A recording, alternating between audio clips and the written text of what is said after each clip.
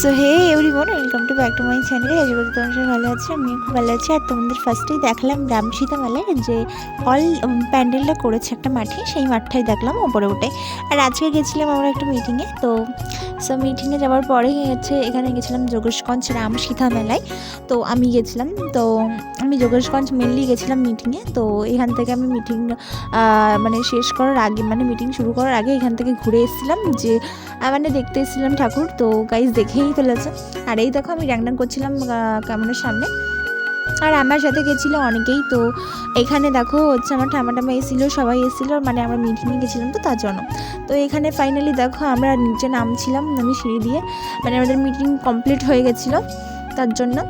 আর মিটিংয়ের সময় তো ভিডিও করা যায় না, তো সেই জন্য আমি ভিডিওটা তোমাদের দেখাতে পারি। তো এখানে দেখো আমরা নামছিলাম সিঁড়ি দিয়ে, আর সবাই নামছিল।